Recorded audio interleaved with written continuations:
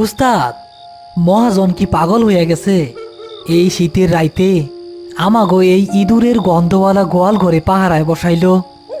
হারে মিয়া, বুঝলা না? গত এক সপ্তাহে এই গোলাঘর থাইকা রাইতের বেলায় 10 বস্তা ধান চুরি হইছে। দরজায় তালা মারা থাকে, তাও ধান গায়েব। মহাজন কইছে যেই চোর ধরতে পারবো তারে নগদ 5,000 টাকা দিব। ধান চুরি গেলে তো গ্রামের মানুষ এই চুরি করব, কিন্তু মহাজনের এই গোলাঘরের দরজা 10 ইঞ্চি মোটা কাঠের, তালা না ভাইঙ্গা ভেতর তাইকা ধান বাইর করা কোনো জিন্দা মানুষের কাম না। উস্তাদ, জিন্দা মানুষের কাম না মানে আপনি আবার ভূতের লাইনে যাইতেছেন কেন? আরে, আমি ভূতের কথা কই নাই, আমি কইছি যেই চোর এই আসুক সে খুব চালাক। আমরা আজাইরা গল্প না কইরা চোখ কান খোলা রাখলি। বিশাল এই গোলাঘরের ভেতরটা বেশ অন্ধকার। চারপাশে ধানের বস্তা পাহাড়ের মতো সাজানো। মাঝখানে একটা হ্যারিকেন জ্বলছে।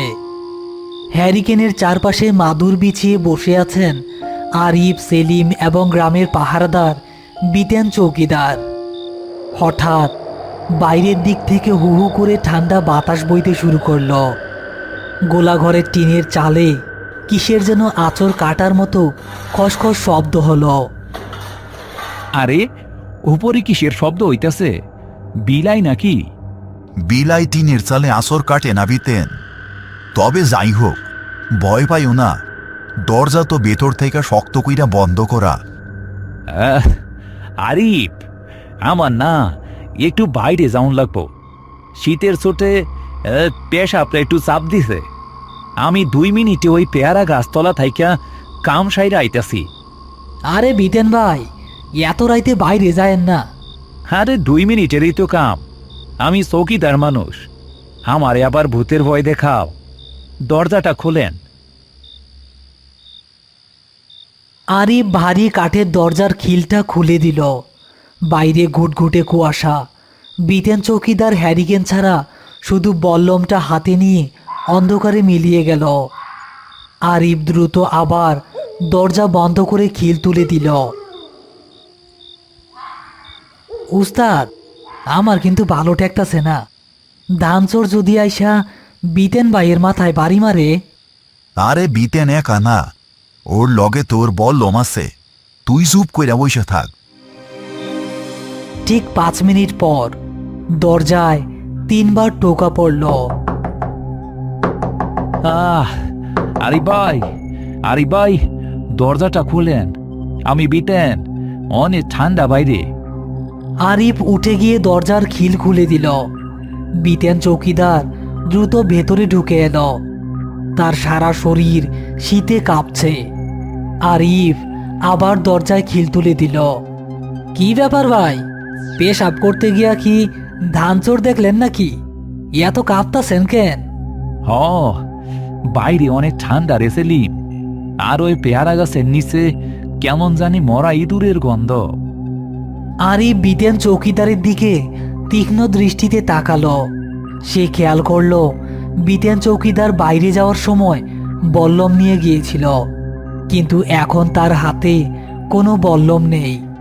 শুধু তাই নয়, বিতেন চৌকিদারের পায়ের পাতায় কোনো ধুলো বা কাদা নেই, একদম পরিষ্কার। অথচ বাইরে প্রচুর শিশির আর কাদা। কিরে বিতেন, তোর হাতের বল্লম কই? ওইটা আমি বাইরে পেয়ারা গাছের লোকেরাই খাইছি। পেশাব করতে অসুবিধা হইতাছিল তো, তাই আর কি, সকালে আবার নিয়ে নিমো। আরিফ আর কিছু বলল না। সে বুঝতে পারল এই লোকটা বিতেন চৌকিদার নয়। বহুরূপী কোনো পিশাচ বিতেনের রূপ ধরে ঘরের ভেতর ঢুকে পড়েছে। আরিফ আস্তে করে সেলিমের পায়ের উপর পা দিয়ে চাপ দিল তাকে সতর্ক করার জন্য। ঠিক সেই মুহূর্তে দরজায় প্রচণ্ড জোরে ধাক্কা পড়ার আওয়াজ হলো। আরিফ ভাই দরজা খোলেন। উস্তাদ, সেলিম, আমারে বাঁচান। আমার পিছে কি জানি দৌড়াই আসতাছে, দরজা খুলেন জলদি। গোয়াল ঘরের ভেতর এখন পিনপতন নীরবতা। সেলিম আতঙ্কে জমে গেল। সে একবার বাইরের দরজার দিকে তাকাচ্ছে, আর একবার মাদুরে বসে থাকা বিতেনের দিকে তাকাচ্ছে। উস্তাদ, বাইরে যদি বিতেন ভাই থাকে, তাইলে আমাগো সামনে এই মাদুরে কে বসে আছে? বাইরে তো তোর গলা শোনা যায় রে বিতেন। তুই কি দুইটা হইয়া গেলি নাকি? মাদুরে বসে থাকা বিতেন এবার মাথা তুলল।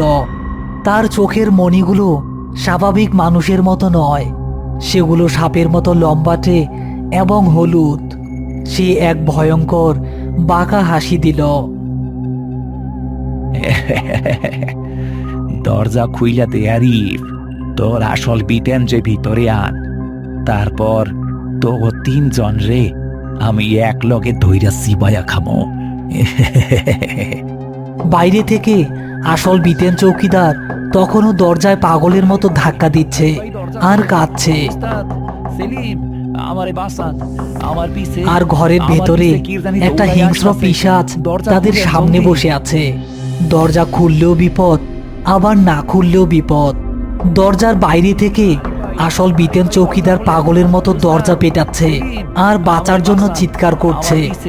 আর ঘরের ভেতরে হ্যারিকেনের আলোয় মাদুরের ওপর বসে থাকা বহুরূপী পিশাচটা তার হলুদ সাপের মতো চোখ বের করে বিকটভাবে হাসছে। সে জানে আরিফ আর সেলিম এখন ইঁদুরের মতো ফাঁদে আটকা পড়েছে। কিরে আরিফ, গামতাছোস কেন? খুল না দরজাটা। ওই দেখ, তোর আসল চৌকিদার বাইরে শীতে কেমনি কাঁদতাছে। তাড়াতাড়ি খুল।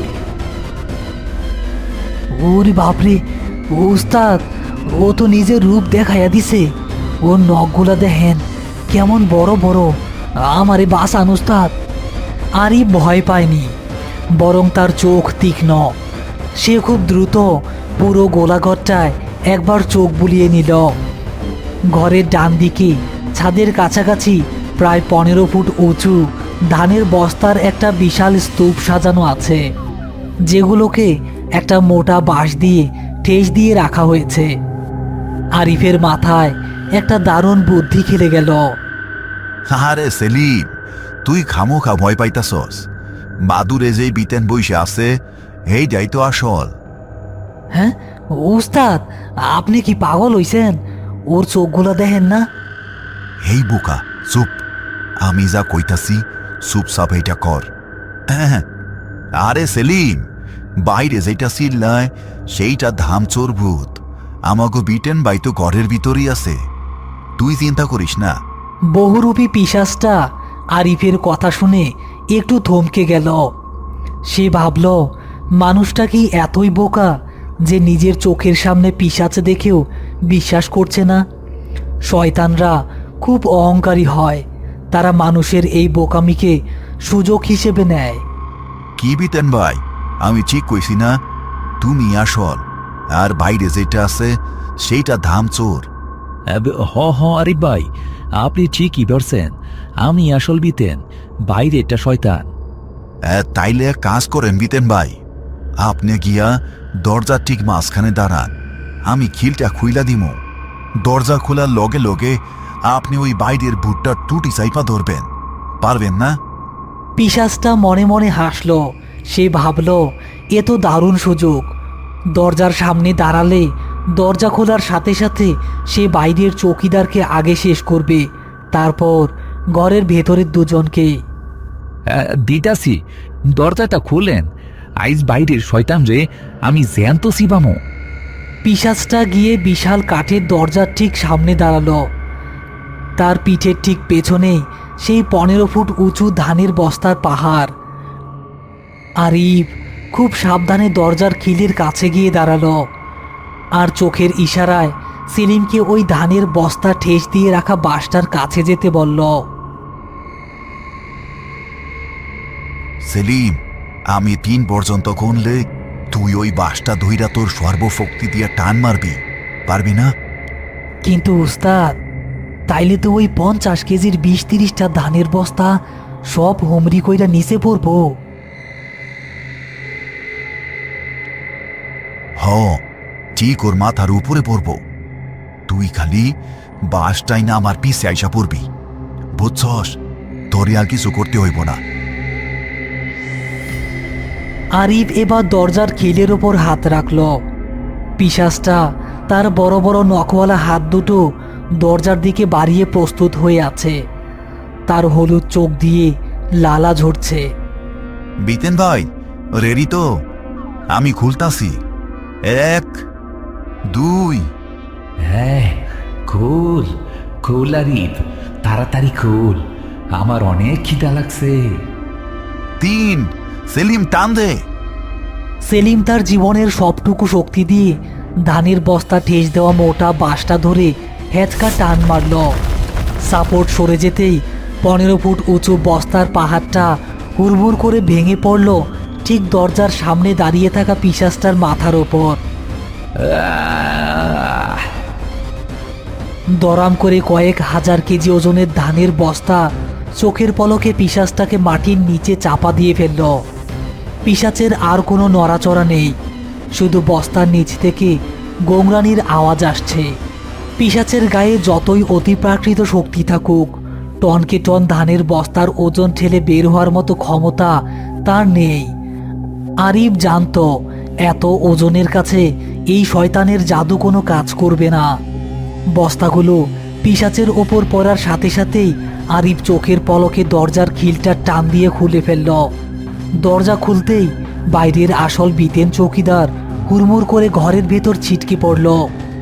তার হাতে সেই বল্লমটা শক্ত করে ধরা, শীতে সে নীল হয়ে গেছে।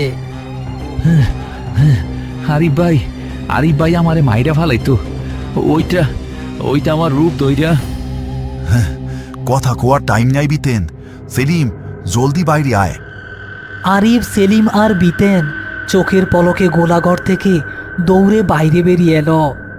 আরিফ বাইরে এসেই প্রচণ্ড জোরে কাঠের দরজাটা টেনে বন্ধ করে দিল এবং বাইরের বিশাল লোহার তালাটা দরজায় আটকে খটাস করে একটা শব্দ হলো। হ্যাঁ উস্তাদ, আমরা বাইসা গেছি। ভূতটারে আমরা ঘরের ভিতরে তালা মাইরা দিছি। হ্যাঁ সেলিম, আমরা বাইচা গেছি। আর মহাজনের ধান চোরও আইস ধরা পইরা গেছে। বস্তার তলায় পইরা শয়তানটার হাড্ডি চূর্ণ বিচূর্ণ হইয়া গেছে। আইজ রাইতে এই চত্বরে আর কেউ থাকবো না।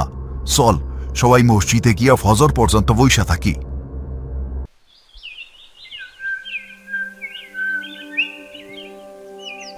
গোলাঘরের সামনে তাদের মহাজন আরিফ, সেলিম আর বিতেন চৌকিদার দাঁড়িয়ে রয়েছে। মহাজনের নির্দেশে আরিফ আস্তে করে তালার চাবি ঘুরিয়ে গোলাঘরের দরজা খুলল। কিরে আরিফ, তুই তো কইলি ধান চোরের ভিতরে আটকাইছস, কিন্তু ভিতরেতে শুধু ধানের বস্তা পইরা আছে। আরিফ আর সেলিম এগিয়ে গিয়ে মাটিতে পড়ে থাকা কয়েকটা ধানের বস্তা সরালো। বস্তার নিচে কোনো মানুষ বা ভূত নেই, সেখানে বিশাল আকারের একটা মৃত বনবিড়াল পড়ে আছে। জন্তুটার থাবাগুলো মানুষের হাতের চেয়ে বড় আর চোখ দুটো হলুদ। এই নেন চেয়ারম্যান সাহেব, এই জন্তুটাই গত 1 সপ্তাহ ধইরা মানুষের রূপ ধইরা আপনার দরজা দিয়া ঢুইকা ধান নষ্ট করতো আর খাইতো। এই বহুরূপী আইজ আমার বস্তার তলায় পইরা দম বন্ধ হইয়া মারা গেছে। সাব্বাস আরিফ, তুই শুধু আমার ধান বাঁচাস নাই, তুই গ্রামের মানুষের জানও বাঁচাইছস। তোর 5,000 টাকার পুরস্কার তুই আইস কাই পাবি। সেলিম হাসি মুখে আরিফের পাশে এসে দাঁড়ালো। বিতেন চৌকিদার তখনও অবাক চোখে মরা জন্তুটার দিকে তাকিয়ে আছে। উস্তাদ, আপনার মগজে যে এত বুদ্ধি, এইটা তো আমি আগে জানতাম না। ভূতেরেও আপনি বোকা বানায়া দিলেন। আরে বোকা, ভূত প্রেত শুধু ভয় দেখাইতে পারে, কিন্তু মানুষের মতো বিপদের সময় মাথা ঠান্ডা রাইখা বুদ্ধি খাটাইতে পারে না। যেইখানে বুদ্ধি আছে সেইখানে কোনো ভূতের জারিজুরি খাটে না। হ্যালো বন্ধুরা, এই ভিডিওটি যদি আপনার ভালো লেগে থাকে তাহলে অবশ্যই একটি লাইক দিন। আপনার মূল্যবান মতামত কমেন্ট করে জানাতে ভুলবেন না। আর এমন আরও ভয়ঙ্কর ও মজার ভূতের কার্টুন পেতে আমাদের চ্যানেলটি এখনই সাবস্ক্রাইব করুন। আমাদের গত ভিডিওতে যারা কমেন্ট করেছেন এবং নাম উল্লেখ করেছেন তারা হলেন বরিশাল থেকে তানহা, কিশোরগঞ্জ থেকে জহিরুল, নবাবগঞ্জ থেকে ইতি হাসান, সিরাজগঞ্জ থেকে রহিম হাসান, ঢাকা থেকে ফরহাদ, বগুড়া থেকে সুমাইয়া, মাধায়া থেকে নাহিদ ইসলাম রাজীব, সুনামগঞ্জ থেকে শিফাত, খিরিশখালী থেকে মারুফা, কিশোরগঞ্জ থেকে ইসমাইল, তানিয়া আফরিন, গাজীপুর থেকে শাকিল, রবিউল, চাঁপাইনবাবগঞ্জ থেকে আবিদ বিন ইসলাম, মুজাহিদুল ইসলাম টাঙ্গাইল থেকে, ভারত থেকে ববিতা, রংপুর থেকে জাকারিয়া, মারিয়া আক্তার মিমসহ আরও অনেকেই। আপনি যদি চান আপনার নামও আমাদের ভিডিওতে দেখানো হোক তাহলে দ্রুত কমেন্ট করুন এই ভিডিওর কমেন্ট সেকশনে।